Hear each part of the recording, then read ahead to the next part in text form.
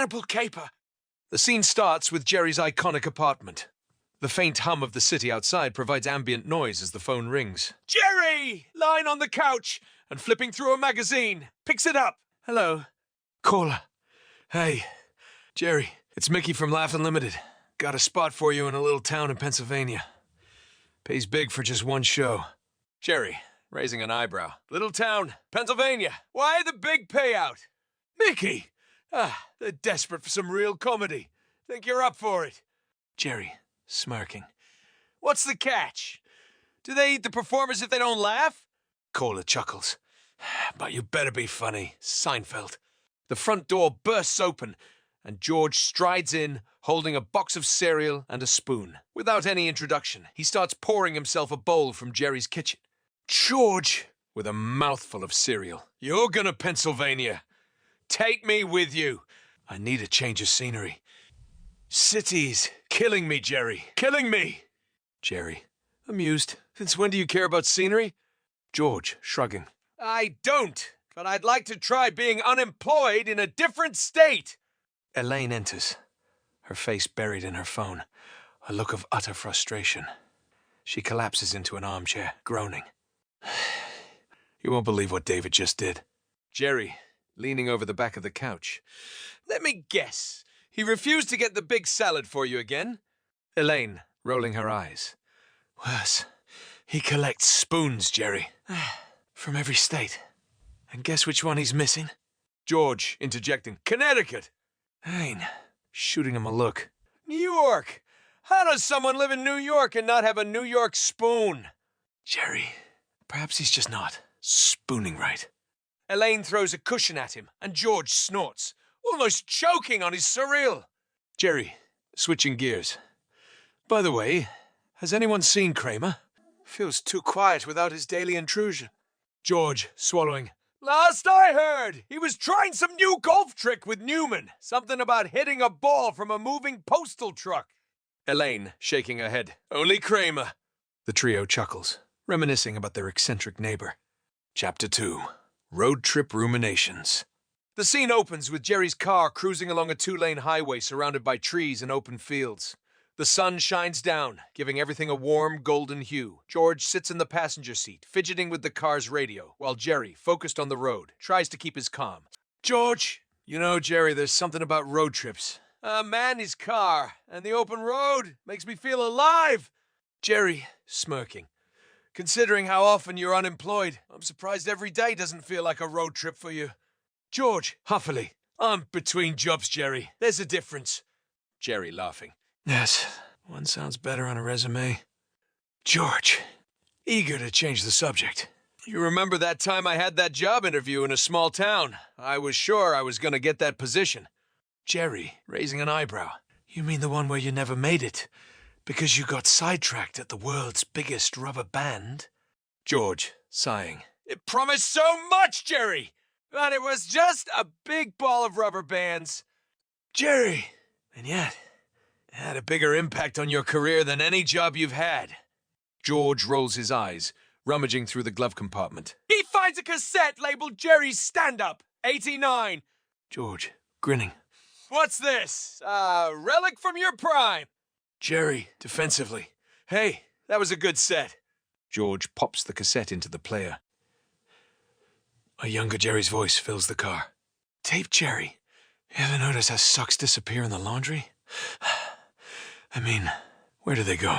Is there a sock party I'm not invited to? George chuckles. Sock party! Oh, the 80s were a wild time! Jerry, mimicking. Says the man who once boycotted a barber for giving him a nonchalant haircut. George, giggling. He was cavalier with the scissors! Jerry! Carrier! They both burst into laughter, the stresses of city life and George's unemployment momentarily forgotten. As the tape continues playing, Jerry looks over at George, a genuine smile on his face. Jerry! You know, George, maybe this trip won't be so bad. Just two guys, hitting the road, looking for laughs. George, nodding, and hopefully not getting eaten. Jerry chuckles.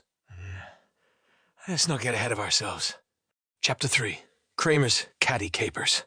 2 days earlier. Outside Kramer's apartment door, which suddenly bursts open. Kramer slides out, his hair even wilder than usual, his eyes darting around with panic. Kramer! Shouting! Newman! Down the hallway, the door to Newman's apartment swings open. Newman, clad in his postal uniform, peeks out, a half-eaten sandwich in hand. Newman warily. What is it, Kramer? Kramer, desperately. My golf clubs. They're missing. Newman, sarcastically. Oh, no? And just when the PGA Tour was waiting for your debut? Kramer, ignoring the jibe. You don't understand, Newman. Those clubs were handed down from my great-grandfather. Legend has it, he once played around with the Marx Brothers. Newman, rolling his eyes. Of course he did. Kramer, a man on a mission, sprints down to Monk's Cafe. Kramer, with hair wilder than a hurricane and a look of panic in his eyes, bursts into Monk's Cafe. His sudden entrance causes Elaine, seated between Jerry and George, to spill coffee all over her magazine. Elaine, Kramer, you're like an earthquake. Unexpected and destructive. Kramer, frantic. Have you seen my golf clubs? Jerry, deadpan. Well, I've seen them, and they've seen more sand than David Hasselhoff in Baywatch. George, nostalgically. I remember those clubs. You once tried to convince me they'd improve my game, but all they did was give me a backache? Aang! Drying her magazine. Yeah, not those the same clubs you tried to trade for a marble rye? Kramer nods, vigorously. Jerry, teasingly. Some people just hang a pair of fuzzy dice in their cars. But not Kramer. Oh no, he needs a full set of golf clubs. George, chuckling. Maybe you can trade them for a slice of chocolate babka next. Kramer, frustrated, ignoring the quips. You don't get it. Those clubs are like family to me. Elaine, rolling her eyes. Family that you've locked in a basement for years, I assume? Kramer's face lights up as he remembers the last time he saw his clubs. He dashes out of Monk's, heading back to Jerry's apartment, with the gang exchanging bewildered looks. Jerry, raising an eyebrow. I give it 2 days before he tries to trade them for something even more bizarre. Elaine, smirking. Like your sneaker collection. Jerry, Mark offended. Hey, those sneakers have sentimental value. George, chuckling. Yeah, to a 1990s teenager. Kramer runs back to Jerry's apartment and frantically searches, but no luck. He then gets a brilliant idea. Kramer, muttering to himself. Jerry's car, safe and sound in the trunk. The scene shifts to the parking garage. Kramer, with some difficulty, manages to open Jerry's trunk. He places the golf clubs inside, making sure they're secure. However, in his excitement, he overbalances and topples inside, the trunk slamming shut behind him, knocking him unconscious. Chapter 4. The Oddities of Ottersville. As Jerry and George roll into the town, they're greeted by an oversized statue of a steak with a plaque reading, Ottersville, where every bite counts. George squints at the statue. George, is that steak holding a knife and fork? Isn't that a little cannibalistic? Jerry, it's carnivorous, George. And besides, it's just a statue. It's probably the town's way of being quirky. You know how these places are? George looks at him blankly. Oh, no, I don't. You think I've ever been out to the boonies before? The streets are lined with meat-themed stores. The butcher's bakery, sausage saloon, and even a bookstore called Meet the Authors. George, gawking. Look at that! Meatloaf matinee! It's a cinema that serves only meat dishes. They've got Bone Theater Thursdays. Jerry smirking. Yeah, this place is like a cardiologist's gold mine. As they continue exploring, they pass a clothing store showcasing a window display of hats and shirts, all shaped like various meats. George, feeling adventurous, strolls in and emerges a moment later with a new purchase. Jerry, trying not to laugh. Is that a sirloin steak hat? George, defensively. It's called blending in, Jerry. When in Ottersville, do as the Ottersvillians do. Jerry, well now you can say you're a true meathead. George, sighing. You know, I'm starting to get a bad feeling about this place. Sure. It's like they discriminate against vegans or something. And if they do that, who knows what else they do? Jerry, why? Because you've got a beef with fashion. George, rolling his eyes. Your puns are rare, but this one's well done. A group of townsfolk passes by, giving them the once-over. One guy mumbles, "New meat in town, eh?" Another says, "Fresh and marinated from the big city. That'll be a delightful addition." George, whispering to Jerry, "All right, talking about us. Sure." Jerry, whispering back, "Relax, George. They probably just appreciate city folk. Besides, if we ever get into trouble, we can always offer them the Soup Nazi's secret recipe." George, panicking, "You think they'd like soup? These people are obsessed with meat." Jerry, "It's just an expression, George. Don't have cow." George, flustered, adjusts his meat hat and they continue onward, unease growing with every step. Chapter 5. Showtime Showdown. Inside the comedy venue, aptly named the Chuckle Chop, Jerry preps backstage while George, still wearing his meat hat, takes a seat near the back. The atmosphere is buzzing. Local townsfolk converse excitedly, giving George salivating looks as he shifts uncomfortably. Jerry, nervously backstage. "This is quite the crowd, huh?" Reminds me of the time I did stand up at the retirement home. All those seniors waiting to heckle. Stage manager, "Don't worry, these folks are pretty rare." Jerry, "I hope you mean uncommon and not." You're not. Not. You know, Undercooked, but the last time I saw a group this eager, I was giving away Festivus poles. Stage manager, "They're a unique bunch, but they rarely bite." Jerry, raising an eyebrow, "Really?" George, while scanning the menu, finds odd items listed like bicep bruschetta and calf calamari. He gulps. George, to a waitress, "Hey, do you have any, vegetarian options?" Waitress, thinking, well, we have a foot fungus frittata. Does that count?" George, "I'll stick with water, thanks." The lights dim, and Jerry strides onto the stage, welcomed by an enthusiastic applause. However, as he dives into his set, the audience's reactions are peculiar. Jerry, "So, what's the deal with diet soda? If I wanted to lie to my taste buds, I'd have broccoli-flavored ice cream." Someone yells, "Or a human-flavored one." Jerry, taken aback, "That's an interesting choice." Continuing, Jerry says, "You ever notice the small print on shampoo bottles? Lather, rinse, repeat." Who's repeating? If I wanted to do things twice, I'd date twins. A teenager yells, "I have second helping." Jerry, growing more nervous, "Boy, you folks sure are voracious tonight." George looks around, growing panicked. Jerry, "You ever notice how socks always go missing in the laundry? It's like there's a sock Bermuda Triangle in the washing machine." A patron loudly yelled, "I'd roast a sock if it was marinated, right?" Jerry, pausing, confused. "All right. How about airplanes? Why do they give you peanuts? I mean, they're so small. I need sustenance. It's not easy handling all that air pressure." A plump lady in the audience, while licking her lips, cried out, "Speaking of sustenance, when's dinner?" Jerry, more nervous now. "Looks like you folks are really hungry for comedy. Tonight?" Meanwhile, a creepy old man sidles up to George.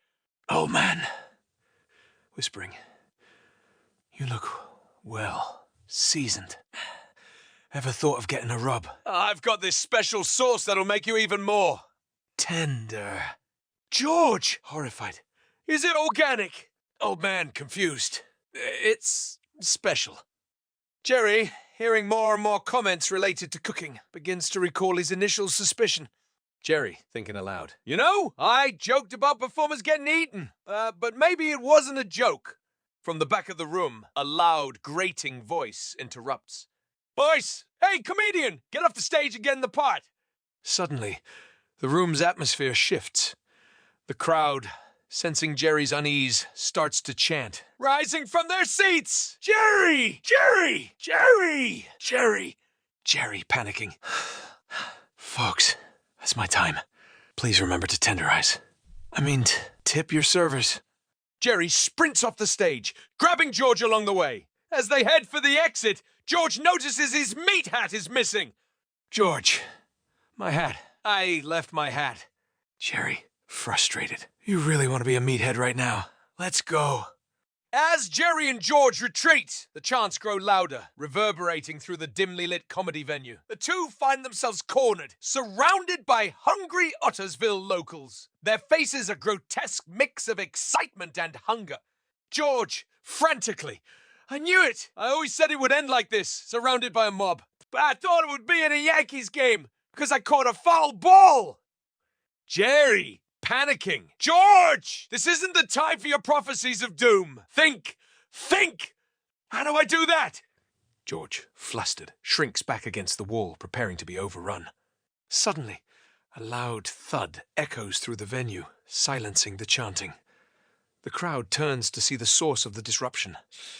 From the back entrance, Kramer bursts in. His signature wild hair, even more untamed, wielding his driver like a seasoned knight with his sword. Every swing he takes drops another crazed cannibal to the floor. Kramer, shouting with every swing, "4! 4! Giddy up, motherfuckers!" George, in disbelief, "Is that Kramer?" Jerry, relieved. Who else would save us with golf equipment? Kramer, using his long legs and wild agility, darts through the crowd, his driver club knocking Ottersville residents left and right. It's a sight to behold, Kramer's silhouette illuminated with each powerful swing, causing patrons to drop like flies. As he gets closer to Jerry and George, he shouts, "Hold on, buddies! The cavalry's here!" George, dodging an overzealous local. "Cavalry? More like Caddyshack!" Once Kramer reaches the cornered duo, he brandishes the driver like a protective shield. Jerry, catching his breath. "Kramer, where in the world did you come from?" Kramer, waving his driver wildly. "Your trunk!" Jerry's shocked. "What the hell were you doing in my trunk?" "Trying to get my clubs, Jerry." "Who said you could keep your clubs in my car?" "You sure you would rather I hadn't?"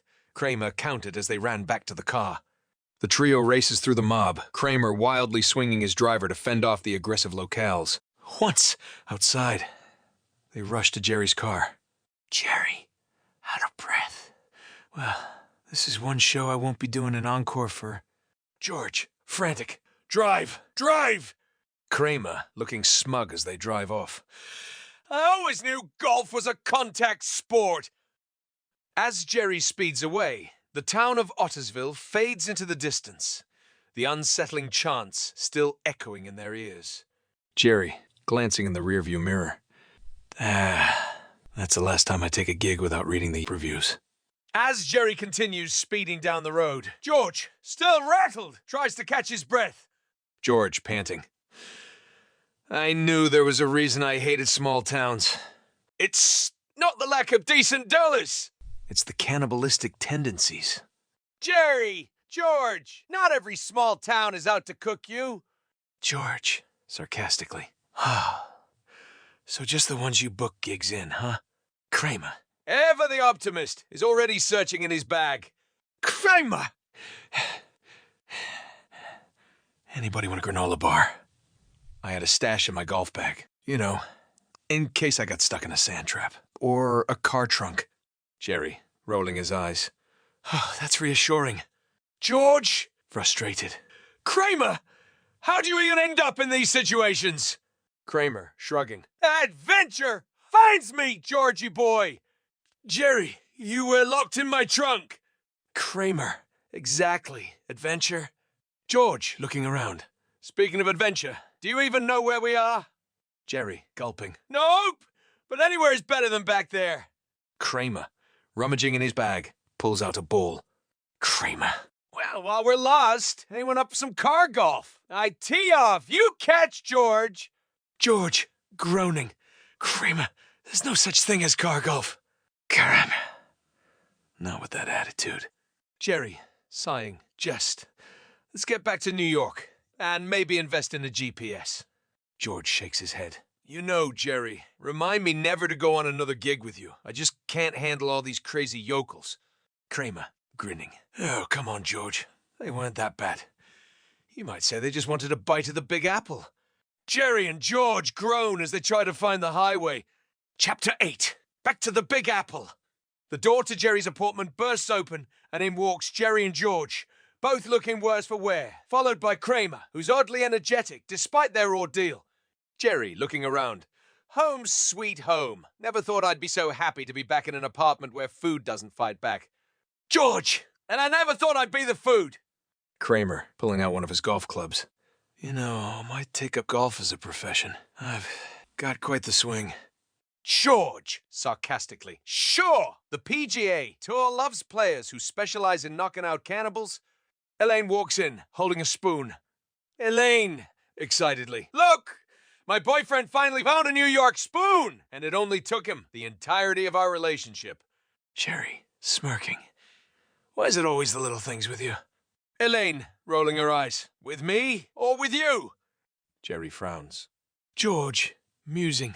You think I could sell that meathead on eBay? Might be a hit among the, cannibal community. Jerry, a niche market, if ever there was one. Kramer. Speaking of niche, I met this guy who makes furniture out of chicken bones. I'm thinking of investing. Elaine, skeptically. Chicken bone furniture. Who would buy that? Kramer, proudly pointing at them. You're all large in the underground poultry art scene. Jerry laughing. Yes, the underground poultry art scene. How could I forget? George, only you, Kramer. Only you. The door flings open, revealing a smug-looking Newman. Newman grinning. Hello, Jerry. Jerry, frustrated. Newman, what do you want? Newman, heard you went out of town. Missed your mail delivery. Some nice catalogs in there. Jerry, narrowing his eyes. We were almost dinner in Ottersville. Newman. Dinner. Newman, trying not to laugh. Well, old Jerry, I always knew you were a tasty morsel. Jerry shakes his head. The comedy club. Jerry is on stage, performing. Jerry, so I recently went to this small town. Everything's about meat.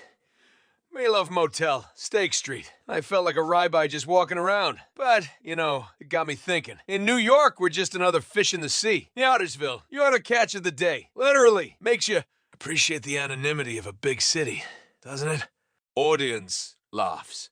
Jerry, in the city, you worry about your food's calories. In Ottersville, your food worries about you. Ever had a sandwich look at you like? Not today, pal. Laughter fills the room. Jerry, smiling. But, hey, that's life. Full of strange towns, even stranger traditions. And the occasional reminder that maybe, just maybe, you're a little too delicious for your own good. Everyone laughs again. That wasn't in bad taste, was it?